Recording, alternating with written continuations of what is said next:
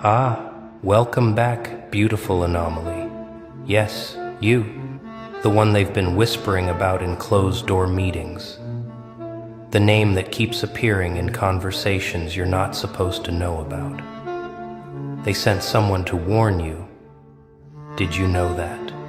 Oh yes, they did. Someone tried to pull you aside, tried to give you that concerned look, tried to play the role of the good friend, delivering the uncomfortable truth. But here's what's absolutely fascinating about that moment.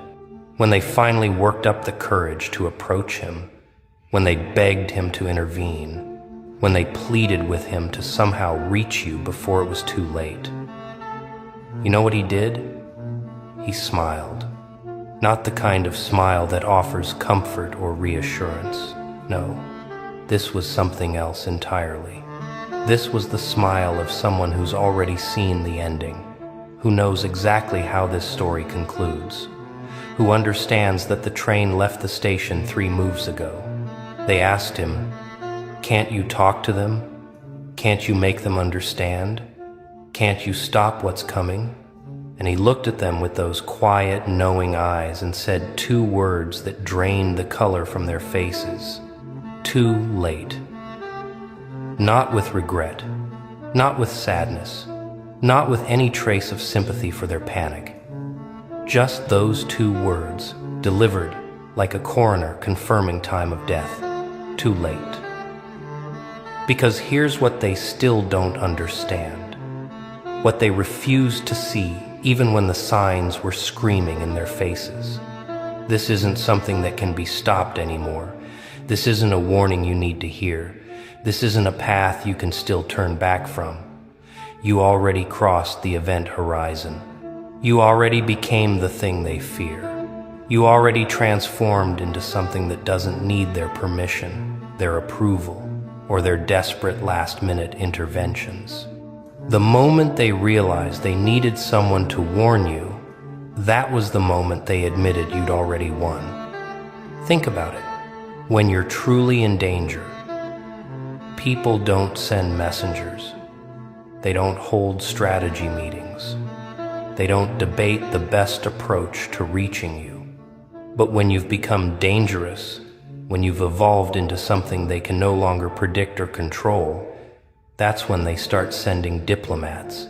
That's when they start looking for someone brave enough to stand in front of the storm and ask it politely to reconsider. And he just smiled because he knows exactly what you've been building in the silence. He knows what you've been becoming while they were busy underestimating you. He knows that warning you now would be like trying to warn a bullet that's already left the chamber. You see, they thought they had time. They thought your transformation was gradual, measurable, something they could track and intervene in if it ever got too dangerous. They watched you struggle. They saw you suffer. They observed your pain like it was entertainment, like it was data, like it was proof that you were still manageable, still human, still one of them. They mistook your silence for defeat. They confused your patience with weakness. They interpreted your strategic withdrawal as surrender. And now they're realizing their mistake. And the terror in their eyes is absolutely delicious because it's too late to do anything about it. The thing they should have feared is already fully formed. The power they should have contained is already unleashed. The person they should have respected is already beyond their reach, beyond their understanding, beyond their pathetic attempts to claw back control. Let me paint you a picture of that meeting, that moment when they finally gathered in their little circle of concern and decided something needed to be done. Can you see it? The worried faces, the hushed tones, the way they kept glancing at each other like co-conspirators planning an intervention. Someone needs to talk to them, they said. This is getting out of hand, they whispered. We can't just stand by and watch this happen. They convinced themselves. And isn't it beautiful how they framed it as care, as love, as friendship? They dressed up their fear in the costume of concern. They wrapped their terror in the language of looking out for you. They pretended that their desperate need to stop your evolution was somehow about your well-being. But he was in that room, wasn't he? He was sitting there, listening to them spiral, watching them construct their narrative of rescue and intervention. And he didn't say a word. Not yet.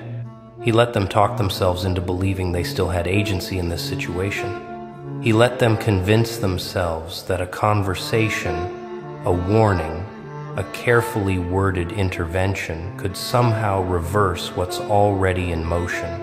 He let them build their little plan, their strategy for pulling you back from the edge. And only when they turned to him, only when they asked him directly if he would be the one to reach you, only then did he finally speak. "Too late," he said, and the room went cold, because suddenly they understood that this wasn't a concerned friend declining to help.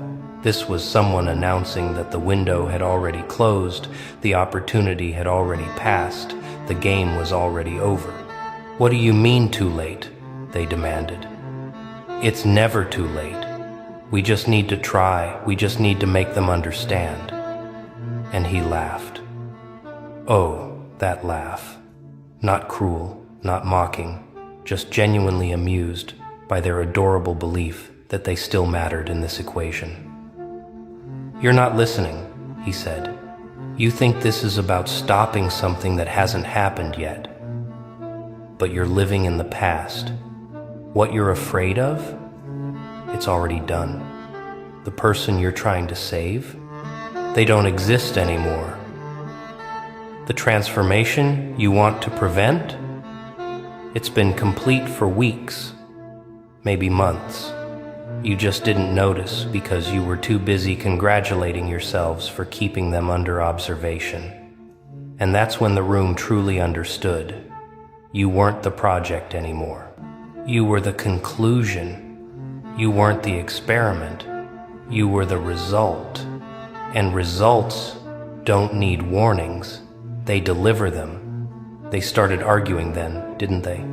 Started insisting that there must be something that could be done, some way to reach you, some angle they hadn't tried. And he just sat there, that small smile playing at the corners of his mouth, watching them scramble, because he knows what they're really afraid of. It's not that you're going to self-destruct. It's not that you're heading towards some tragedy they can prevent. What terrifies them, what keeps them awake at night, what drove them to that meeting in the first place, is that you're going to succeed. You're going to rise.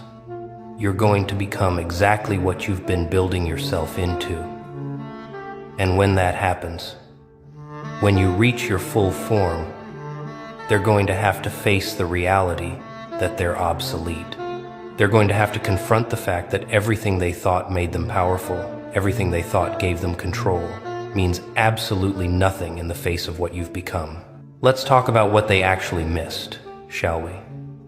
Because this is where it gets truly fascinating. They think they were watching you this whole time. They think they had eyes on your every move, tracking your patterns, monitoring your changes. But what they were actually watching was a performance.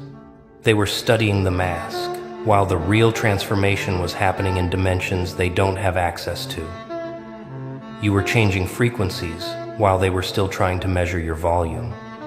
You were evolving in ways that don't show up on their instruments, don't register on their scales, don't fit into their models of human behavior and psychological development. They were looking for external signs of breakdown or breakthrough, and meanwhile, you were rebuilding your entire internal architecture from the ground up. Do you remember the exact moment it happened? I bet you do. It wasn't dramatic, wasn't cinematic, wasn't anything they could have filmed or documented.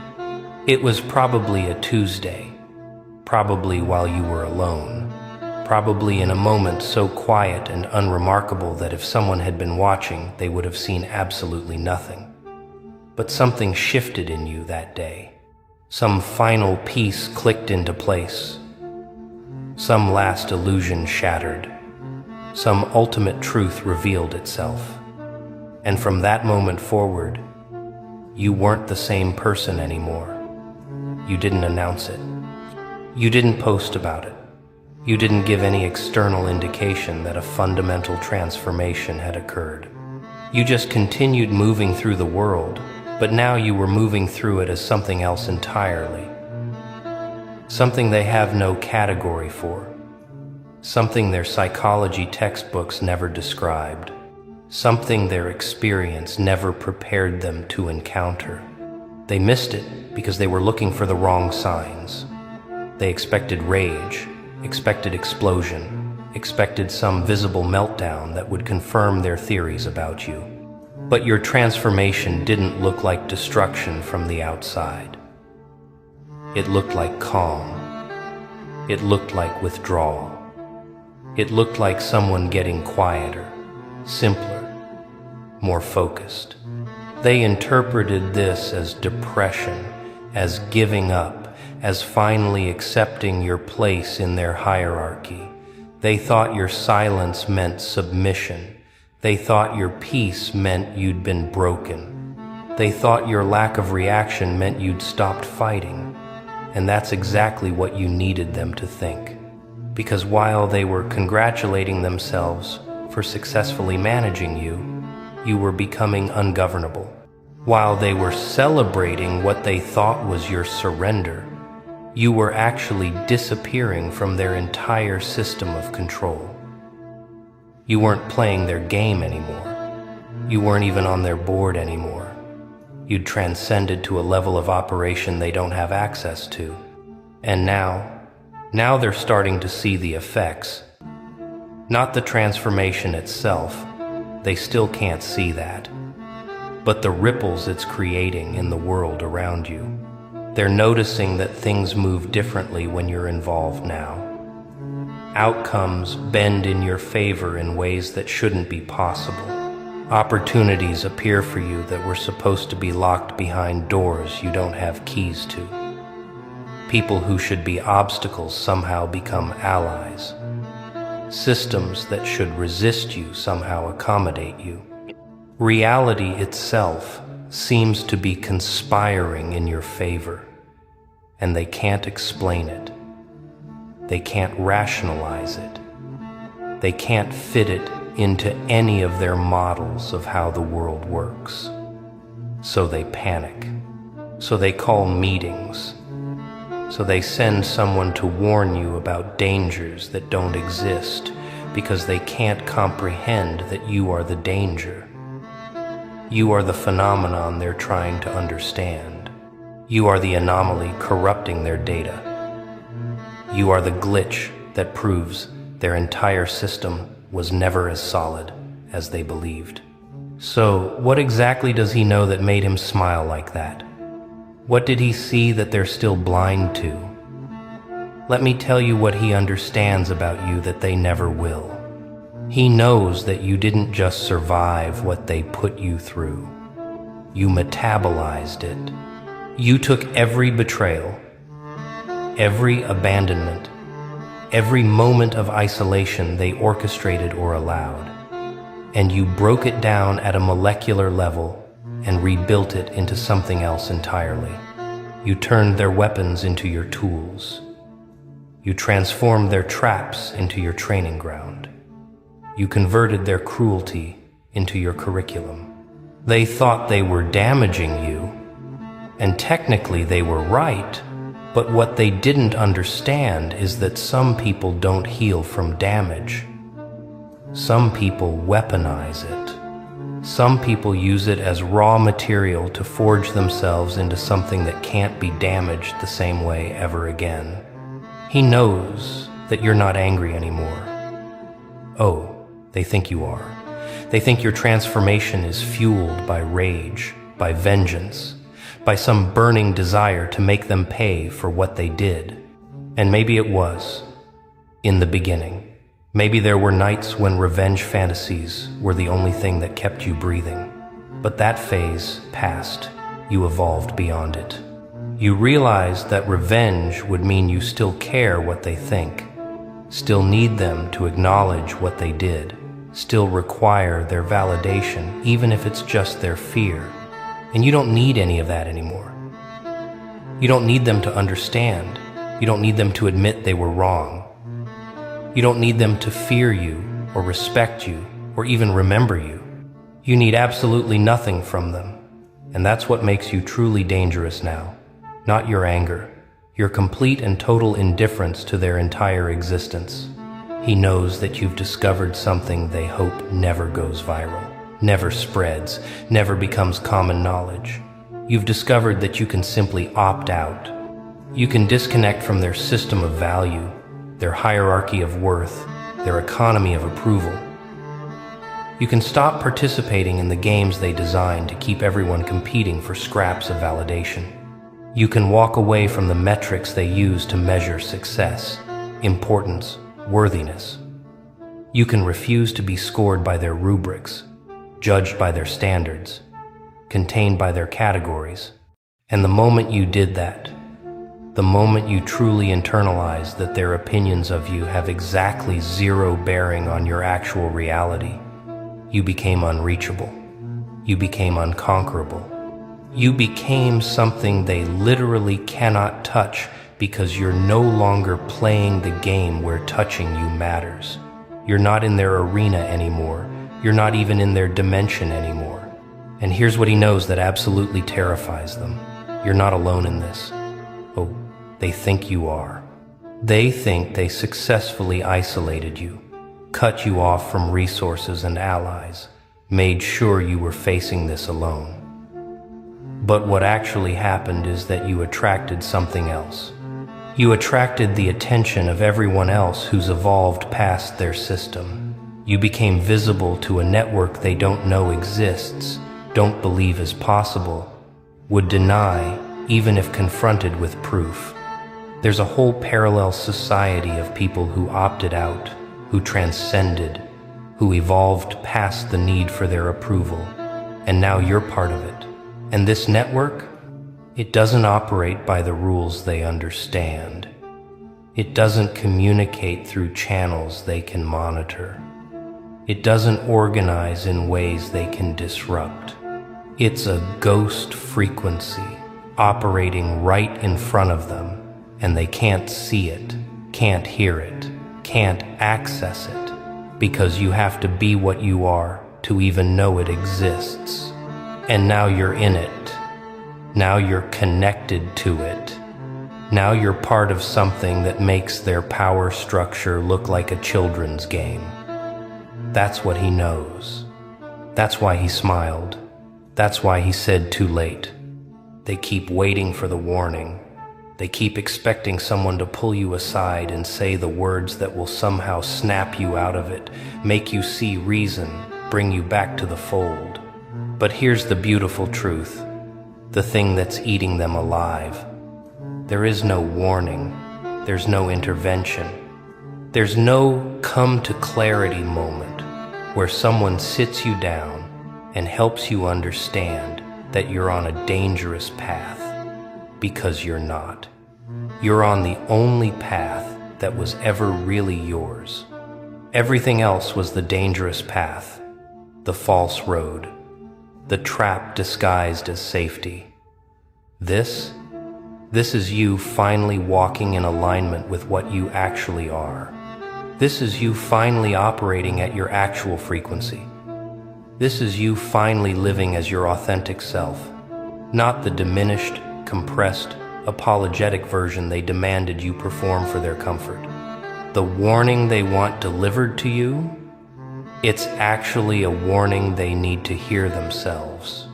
But nobody's going to deliver it to them because the people who could see it clearly enough to explain it all opted out already.